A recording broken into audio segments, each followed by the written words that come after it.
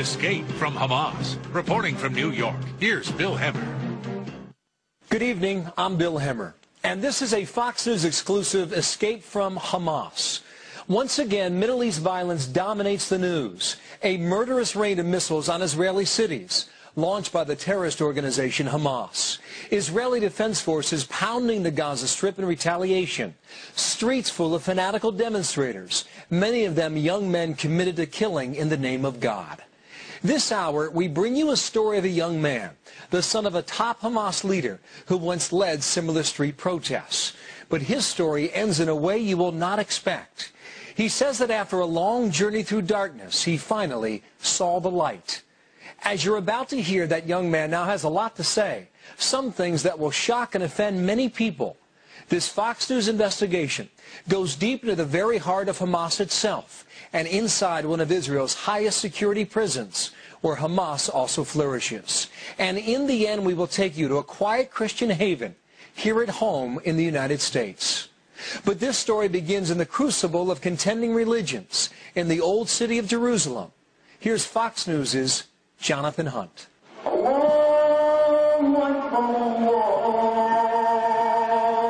Millions of people have come to Jerusalem and found their lives changed. Muslims, Jews, Christians, even atheists have been deeply affected by the sights, sounds and history of this, the cradle of three of the great religions. For one young Palestinian man named Moshab Hassan, the change wrought by Jerusalem was different, even more profound and disturbing. He had grown up in the West Bank. His father, Sheikh Hassan Youssef, was a founder of Hamas, the radical Islamic group that now controls the Palestinian territories and which was founded with the aim of destroying Israel. And Moshab Hassan himself was a leader of the Islamic Youth Movement, an equally radical group. He personally fought Israeli tanks and troops on the streets of Ramallah. He was seen as a future leader of radical Palestinians. But a chance meeting right here at this spot would radically alter everything Moshab Hassan believed in. This is one of the entrances to Jerusalem's old city, home to some of the holiest places in the world. Among them, the Temple Mount and its western wall for Jews, the Church of the Holy Sepulchre for Christians, and the Al-Aqsa Mosque and the Dome of the Rock for Muslims. Moshab Hassan's chance encounter with a Christian tourist not only ripped apart his deeply held belief in the Muslim faith, it would also change forever his life and the lives of his family. Moshab Hassan believes with all his heart that that chance meeting might also very well change the world. And his denunciations of Islam are harsh and startling. Every Muslim who read the Quran, if they allow themselves to listen to this Quran and believe in the same time that this is from God, I think they are sick and they need help. Moshab Hassan says he got that kind of help and his life has indeed changed. Thank you, Lord. Amen. And like so many others around the world who converted to Christianity, Moshab Hassan says all it took to set him on his journey was one reading of the Bible. I loved Jesus immediately. Why? Love your enemy. That was the one that moved me from deep and changed my life forever. I've been suffering for a long time. It's like my medicine became. It's not a drug. It's not it's not like Quran. Quran is a drug. The Quran is a drug, you say? Islam is a drug. Incendiary words from a young man on a mission. But Moshab Hassan believes his story can change the lives of millions of Muslims, whose faith he feels is also in crisis. I believe that Islam is collapsing already. Because it's collapsing? Yeah, it is collapsing. It looks from the outside, it's growing, but from the inside, it's completely collapsing. It's not giving answers to the people. It's not improving their lives. It's not helping them at all. Within 10 years, that's it. Islam's going to be over. So how did this faithful son become so disillusioned with everything the powerful father he loved and admired brought him up to believe in? What led him to become so disgusted with Hamas, the movement his father helped to found, that he now repeatedly and bitterly denounces it? How did he lose faith in radical Islam and turn instead to evangelical Christianity? And how does he plan to persuade millions of Muslims to abandon their faith, a faith he says is misguided, or as he now puts it, is nothing more than a drug? And how did he escape the hell of the Middle East conflict and end up in a place many consider paradise on earth? Mossab Hassan's journey from the west bank of the Jordan River to the west coast of America, from the crucible of radical Islam to the heart of the Christian faith, when we return. Welcome back to Escape from Hamas. As you have seen, Mossab Hassan was born into the top tier of Hamas leadership. So what did that mean when he was growing up? Once again, Jonathan Hunt. Mossab Hassan is building a new life in Southern California. It could hardly be more different to the life he was born into.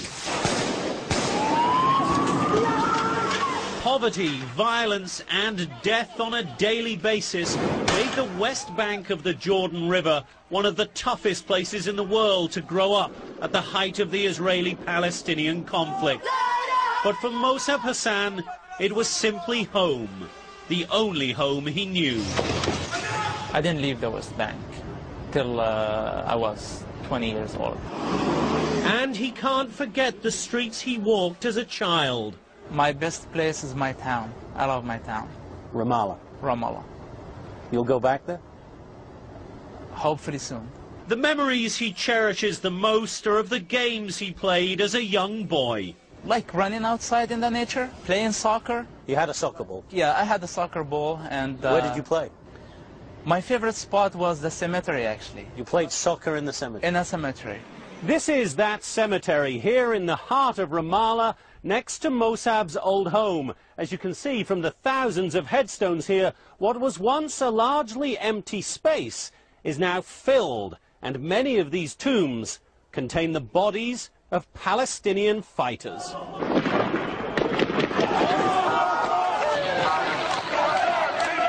It was December 1987. The first intifada or uprising began. Palestinians took to the streets, fighting running battles with Israeli tanks and troops. Mossab Hassan was 10 years old. The first intifada breaks out and everything changes. Definitely. Everything's changed, but still, like, you believe this is your destiny. This is your life and you have to deal with it. But do all the kids go from playing soccer in the cemetery to throwing stones at Israeli tanks? We did both. That became a part of life for you, confrontation with Israeli soldiers? Of course. That was like part of my life.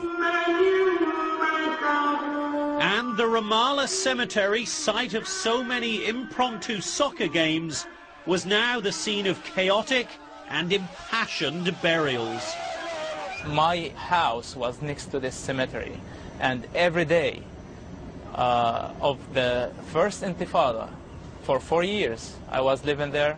I used to see dead bodies coming every day. You were 10 years old and seeing dead bodies? I was 10 years old, yeah. But even before the Intifada, Mossab Hassan's view of Israel and of Islam had been shaped by his father, Sheikh Hassan Youssef, a founding figure of Hamas, the radical movement which was founded with two overriding goals: to destroy Israel and to build a hardline Islamic state in its place. What's your first memory of your father actually educating you in his beliefs? My father had no time to sit down and teach me, but he used to take me with him everywhere he goes, to villages, refugee camps, cities, everywhere, preaching almost every day, several times. So I was hearing him like preaching every time. Did you hear him talking about Israel as an enemy at a young age? About Israelis as occupation force, as enemies of Palestinians, enemies of Muslims, of course. So you grew up in a spiritually and politically very active family. Oh yeah, definitely, no doubt. Mossab, like most 10-year-olds, worshipped his father. He's the best. He's doing everything for his own people. But as the Intifada intensified, the Israelis came for Sheikh Hassan Youssef. The Israeli soldiers knocked our door, and they came into the house, saw my father, asked for his name, and he said his name. That's it. They told us we're going to return him after 5 minutes. When did they return him? A year and a half later. Mossab Hassan claims that his father was never directly involved in any acts of terror. I know for sure that he doesn't have direct participating in this process, but he has indirect by praising suicide bombers. Through a series of interviews, I pressed Mossab Hassan on that claim. How can you convince someone that your father, again, as a leader of Hamas for many years, never signed off on a single suicide bombing, never had knowledge that a particular bomber was heading to Jerusalem or Tel Aviv at any particular time? I'm not saying that he's not responsible, by the way. I think everybody sits there and prays a suicide bomber is partner in this process. Because I know him on the personal level. He's not willing to carry explosive belt and go kill other people. I know this about him as a person. But is he able to send others to kill? He never sent somebody, not because he didn't want this to happen. Because the Hamas movement works in a very intelligent way. Political wing, military wing, security wing. So my father, for his position as a well-known leader and other Hamas leaders, they don't interfere with the military wing. Could that really be true? I didn't want to take just Mossab Hassan's word for it, but I couldn't ask his father directly because Sheikh Hassan Youssef is still in an Israeli prison and the authorities would not allow us to talk to him. Mossab's other family members refused our interview requests, so I turned to Avi Issacharoff, an Israeli journalist and author who specializes in covering Hamas and has known Sheikh Hassan Youssef for more than a decade. So when his son, Mossab, says, my father had no direct involvement in the planning or carrying out of any suicide attacks, you believe that? Yes, I do believe him. The Israeli army, the Israeli intelligence, in each and every chance that they had to accuse someone of being involved in any kind of a murder, they would have gone and done it against Hamas officials, of course. They didn't do it this time. The only accusation that they have against him is being a member or being a leader of Hamas. What, though, about Hamas's sort of collective responsibility? At the end, he was in one line with all the other Hamas's leaders, maybe because he didn't have any other option, but this is what he did. So I think that he has some responsibility for that, or maybe you can say moral responsibility. But in that phrase that is often used here, you would say that he does not have blood on his hands, or he does have blood on his hands? I would say that he doesn't have any blood on his hands. But for Israel, Mossab Hassan's father was a marked man because he advocated and celebrated terrorism. Over the next decade, Sheikh Hassan Youssef would be arrested at least 16 times, spending more time in Israeli jails than he did here at home in Ramallah. Mossab, meanwhile, was following in his father's footsteps, joining the Islamic youth movement and quickly rising to become a leader of that militant organization. And when Hamas began one of the most deadly wave of bombings Israel has ever seen, Israeli authorities thought Mossab Hassan might have blood on his hands. That's next. A son's admiration for his father is a powerful bond, a reason so many young men choose to follow in their father's footsteps. But Mossab Hassan would have that admiration sorely tested. The moment came in prison where Hassan says he started to see his father's organization, Hamas, in a much different light and envisioned for himself a much different path. Jonathan Hunt's investigation continues.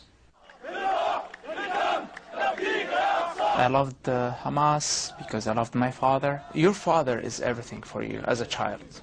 He's not only a leader or like he's your world. And you think that he's the best, he's the strongest, he's your king, he's your God, basically. So I loved him and I loved the ideas that, and his beliefs. That reverence for his father, Sheikh Hassan Youssef, one of the founders of Hamas, led Mossab Hassan toward the West Bank's more radical groups. For my father's position, I became the president of the Islamic student movement. You weren't just anybody in the Islamic youth movement in the West Bank. You were yourself a leader of the Islamic youth movement. Yeah, of course. Of course. And the heir apparent to your father. Yeah. We recruit many people, just talking to them about God. Then they are ready to be recruited for Hamas movement. Was the student Islamic movement in the West Bank a radical Islamic movement? It leads to Hamas. It's one of Hamas' wings. So it is radical? It is, of course. It condones terror? They praise terrorists. When pressed in a later interview, Mossab Hassan denied actually engaging in terrorist acts. You never had knowledge of any bombings being planned, even though you were president of the Islamic youth movement and your father was a founder of Hamas? Yeah, this is not because I didn't want. This is not because I didn't want. The Hamas military wing, they didn't want me to get involved in this type of resistance because of security reasons. So you supported it? You supported suicide attacks? Definitely, definitely. I told you, I used to celebrate. When there is an attack in Israel, I used to celebrate. And in praising suicide bombers, as president of the Islamic youth movement, do you believe you inspired other young men to become suicide bombers? Maybe. In indirect way. I don't know. Maybe. Do you believe that in any way at all you personally have blood on your hands? Indirect way, definitely not. But maybe like indirect ways, probably. On September 13, 1993, Yasser Arafat stood alongside Israeli Prime Minister Yitzhak Rabin and President Clinton to sign the Oslo Peace Accords.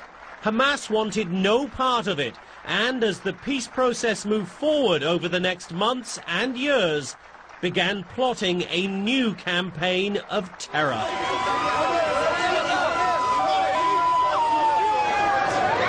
In early 1996, after 3 years of relative calm, Israel was rocked by a series of deadly suicide bombings. February 25th, Jerusalem's central bus station, 27 dead. March 3rd, Jaffa Street, Jerusalem, another bus bomb, 18 dead. March 4th, Tel Aviv, 13 killed in yet another suicide attack. Hamas trumpeted its involvement in the attacks. Israel responded with sweeping raids aimed at Hamas and all its linked organizations, Mossab Hassan's Islamic youth movement among them. Mossab Hassan soon found himself face to face with Israeli soldiers. They put me in a small cell for about a couple of hours. After that, they bound me again and handcuff me, put the blinds on my eyes, put me in a jeep with 3 soldiers, hit me all the way from Beit El to Al-Maskubiya in Jerusalem, West Jerusalem. Had you been involved in any planning? Did you have any knowledge of any attacks against Israelis in the months or years running up to that arrest? Oh, no, not at all, but they had suspicions. Of course, like being the son of my father, they had some suspicions that I might know something. This is Megiddo prison in northern Israel. It became Mossab Hassan's home for 18 months, beginning in the summer of 1996. Now, Islamic radicals typically only become more extreme, more hardened in their views after a stint in a place like this. but that is not what happened to Mossab Hassan. One would think you go into prison and become far, far more radical in the face of all of that, far more committed to not just Islam, but to the cause of Hamas. But that's not what happened. Yeah, definitely this is not what happened. I saw in Hamas, I saw in Islam as a solution for humanity, for my people. So Hamas and Islam were the solution to the problems of the Palestinians, in your eyes? In my eyes, definitely. This is how I saw it. I believed in it. So what on earth happened in prison? The answer when we come back. Welcome back to Escape from Hamas. I'm Bill Hemmer. As what is being called all-out war unfolds in the Gaza Strip this week, many people around the world cannot understand why this turmoil in the Middle East is so intractable, why the peoples of the region can't simply live in peace. Even many of us who have covered wars in the region have the same difficulty comprehending all of it. Maybe it's because most of us can only get so close to the conflict and, in effect, only so close to the main perpetrators of the violence. Mossab Hassan, the son of a leading Hamas founder, grew up in this all-too-violent world, and he believed that only Islam and Hamas would save the Palestinian people. But as Jonathan Hunt reports, a stint in prison brought on a crisis of faith. I spent about 3 months in Israeli cells, like by myself most of the time, like small cell. I saw the sun once, like during that time, about 90 days. Mossab Hassan went into his cell a radical Palestinian Muslim, head of the Islamic youth movement, proud son of a leader of Hamas. But here in prison, he says, he began to see a different face of the organizations he and his father served. In any Israeli jail, Hamas has a mini government inside that jail, and they're very, very organized. So they could organize, they could plan, they could plot. If they torture, you're not allowed to say anything. If they kill people, you're not allowed to say anything. If they teach you something wrong... They torture and they kill people in the jail? They tortured and they killed people. Their own people? Their own people. Why would Hamas torture and kill its own members? Because Mossab Hassan says Hamas leaders feared that anyone and everyone could be collaborating with Israel. Hamas started to get suspicious about everybody, about themselves, about their wives, about their children, about everybody. So everybody was guilty until proven innocent? Exactly. Their method was to gather, they call them red points, on XY person. For example, like if someone spends 5 minutes later than he's supposed to spend in a shower, they think that he's communicating with the Israelis. They're just like collecting points. And at some point, this person would get enough points against him. And then the people he once saw as heroes would begin to torture. It was primitive and brutal. They like put needles under their fingernails. They put needles under the fingernails? Needles under their fingernails. They didn't allow them to sleep for weeks continuously. They just like keep waking them up, put them in a very difficult positions, burning their bodies by like burning like piece of plastic on their bodies. He is not right. Sheikh Hamid Batawi is a leading Hamas official and Islamic court judge. He too spent time in Megiddo prison, and his response to allegations of Hamas torturing and murdering their own is unequivocal. إطلاقاً غير صحيح. إطلاقاً. Definitely not true. Definitely. If a prisoner makes a mistake, we use him as an example. Make him clean more. That's the regular punishment. So the worst thing that Hamas makes other Hamas members do in the jail is clean more. قطع. Definitely yes. So Mossab Hassan, when he says Hamas members were tortured inside Megiddo prison, is lying? مع احترامنا له قطعاً كامل. With all respect to him, Of course he is a liar, 100%. Mossab Hassan insists torture happened, but says he never had to worry about it for two reasons. First, his father's leadership position in Hamas, and second, because his uncle, another leading Hamas figure named Ibrahim Abu Salem, was in the same jail at the same time. He was one of the top leaders of Hamas leadership in the jail during that time. Abu Salem looked after his nephew, making sure Mossab Hassan was treated well. But as a high-ranking Hamas official, Abu Salem was, according to Mossab Hassan, incredibly cruel to others. So your uncle, Ibrahim Abu Salem, was approving torture? Yes. That must have been staggering to you, to realize that. I basically start to lose faith because of this person, like at that time. Because of your own uncle? Because of my own uncle and the other Hamas leaders. And Mossab Hassan says he saw that the organization of Hamas inside the prisons mirrored its organization outside. Acts of violence do not occur without approval of senior political leadership, whether it be Mossab's father, his uncle, or Palestinian Prime Minister Ismail Haniyeh. Doesn't happen without their knowledge, for sure. Haniyeh, my father, everybody in Hamas leadership responsible for any decision that Hamas makes. So the political wing, including your father, including Prime Minister Haniyeh, may not be the people strapping on a suicide belt, but they are as responsible for that suicide attack. They are responsible. And that's what makes Hamas so dangerous, says Mossab Hassan. Whether in the West Bank, Gaza, or here in Megiddo prison, it is committed to a radical ideology that puts little value on human life. This type of movements, it's not about one person. It's not about one crazy person who's making all those decisions. Will Hamas ever change? Will it ever be an organization that truly seeks peace with Israel? No way. There is no chance. Why not? Because of Islam, because of their ideology.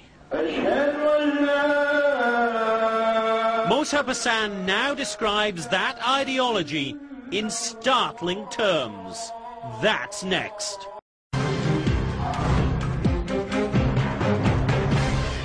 Welcome back. St. Paul's conversion on the road to Damascus is one of the central stories of Christianity. As Jonathan Hunt discovered, Mossab Hassan found Christianity on a narrow cobblestone Jerusalem street.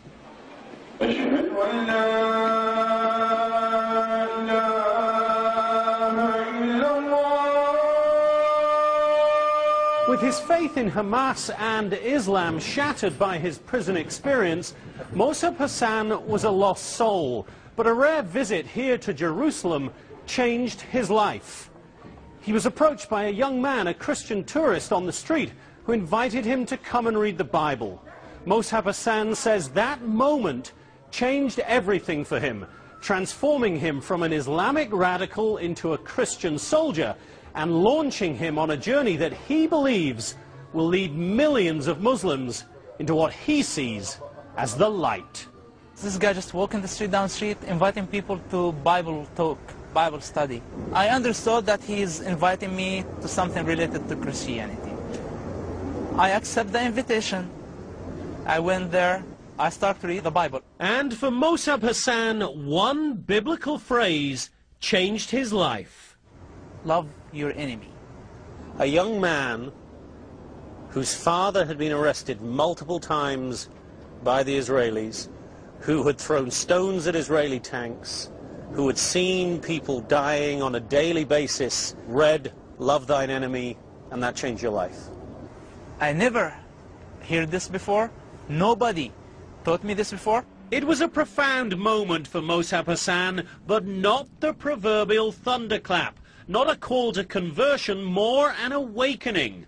For a young man brought up in a deeply spiritual family, strictly Islamic, turning his back on his faith because of one reading of the Bible was simply not possible. I couldn't move with my Christian faith before I solved my problem with Islam.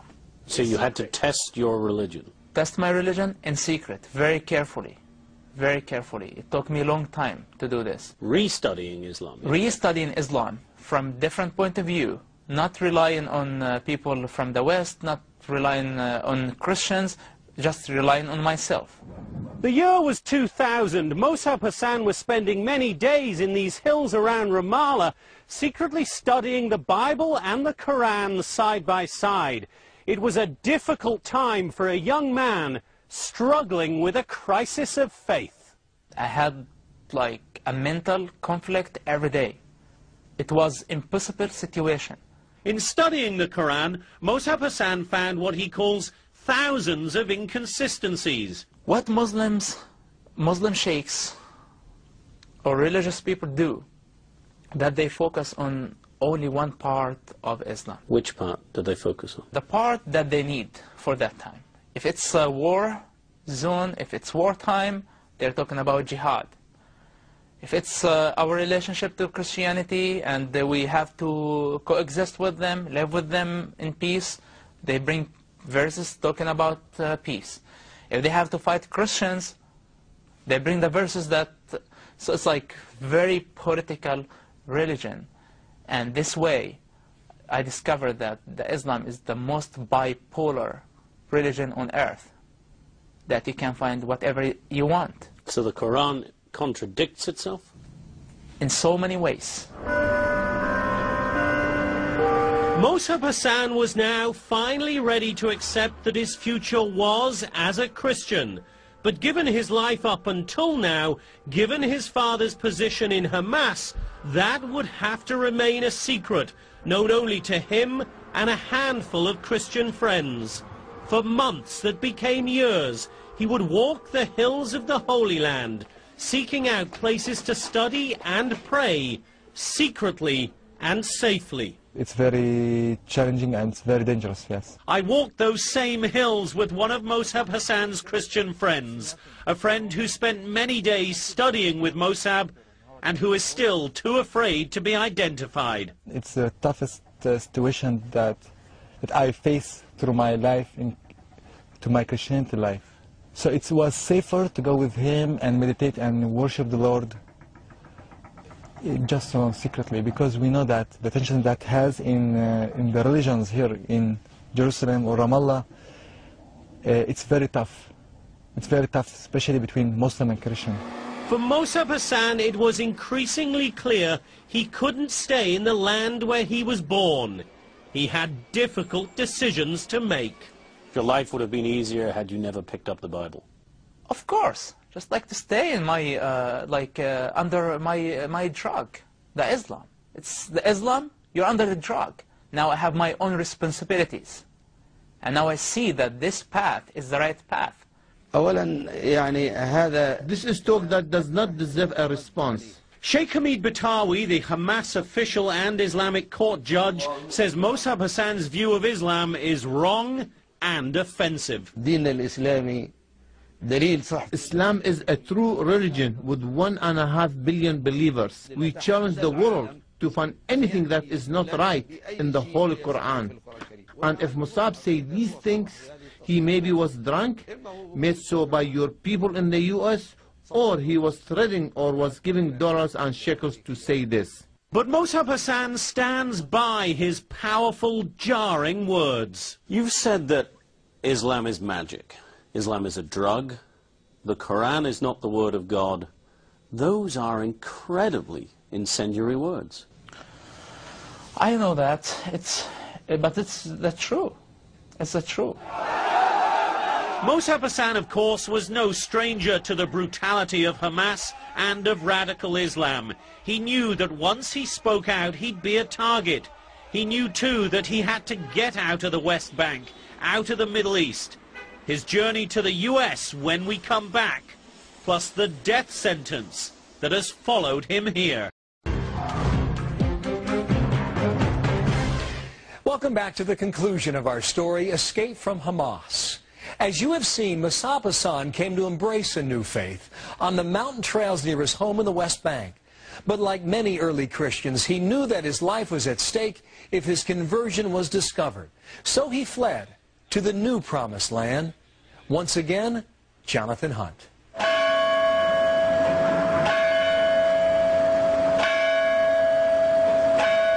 Mossab Hassan says his life had become almost intolerable.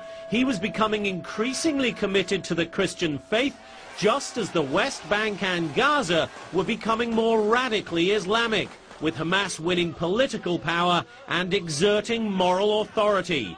And how would those radicals react to one of their own turning his back on his faith, especially when that one was the son of Sheikh Hassan Youssef, a founder not just of Hamas, but of the Muslim Brotherhood in the West Bank, a man respected and admired across the Palestinian territories. Mossab Hassan, having seen up close the way Hamas dealt with those it considered traitors here in Gaza, in the West Bank and in Israeli prisons, was not about to wait to find out.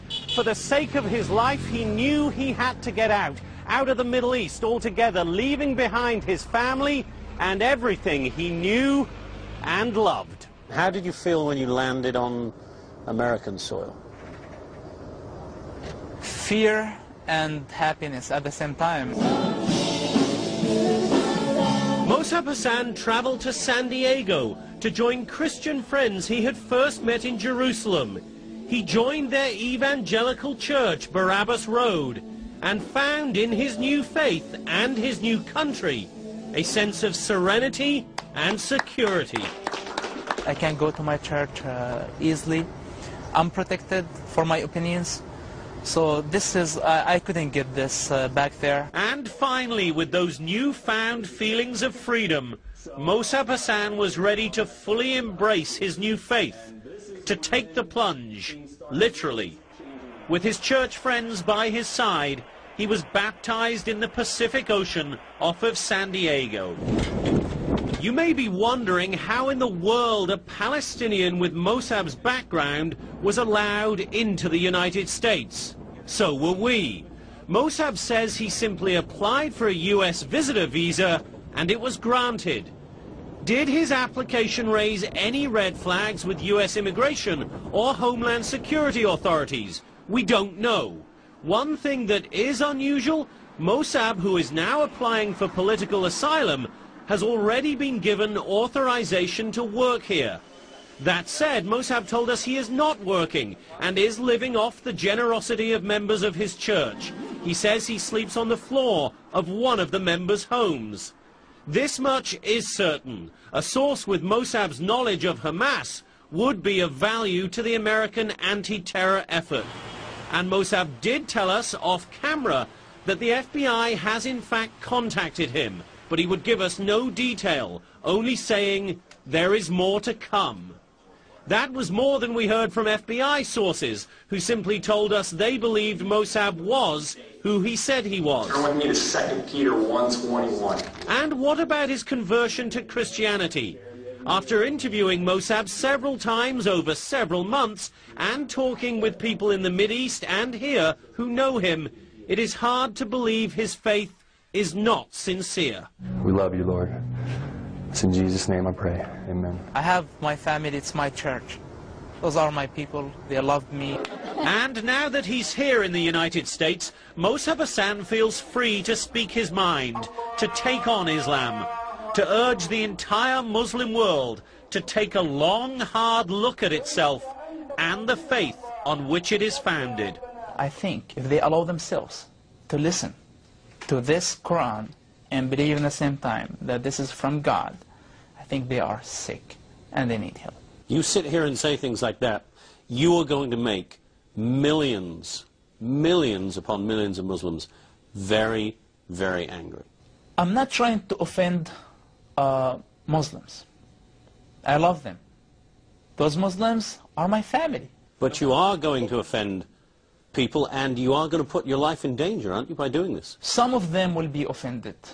Some of them will be offended. But I am sure, I believe that many of them will wake up. Some of them will try to kill you. They will. They will. If they will kill me, they will kill this body. But the question, what about my soul? What about my ideas?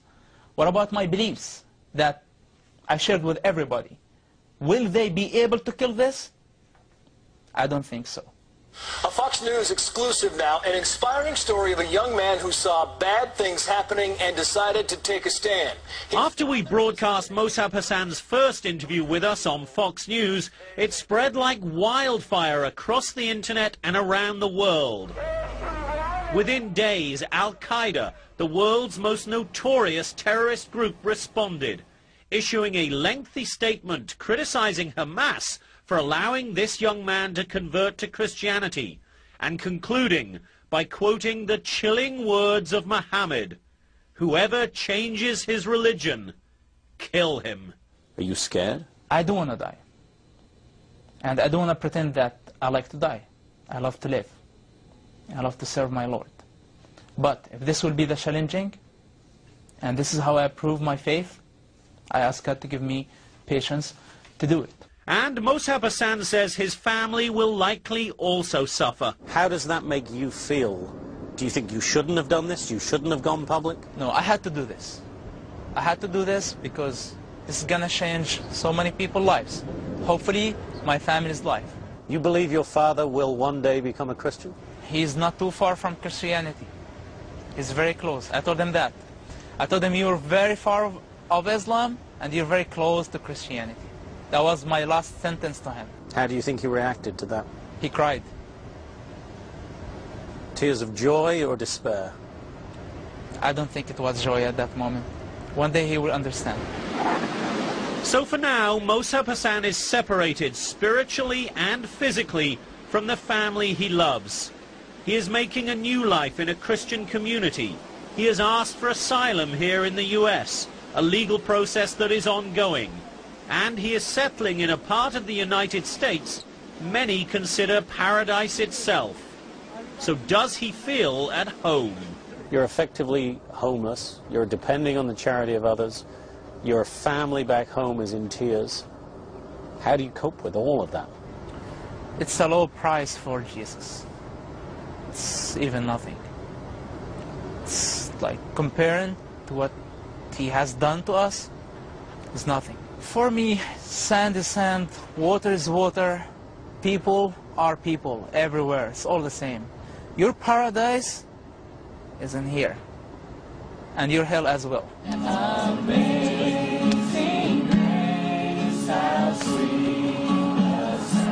Mossab Hassan grew up a man of faith and remains a man of faith, but that faith has changed, and now he is devoting his life to bringing Muslims, my people as he describes them, along with him on this journey. He wants to reach out through a book, through lectures, through any means he can. It is his duty, he believes, to change the world. It is a mission, he says, from God. That's our program. I'm Bill Hemmer. And for more information, log on to foxnews.com, and while you're online, send me an email. I'd like to know what you think. The address, fncspecials@foxnews.com. And for all of us here at Fox, thanks for watching.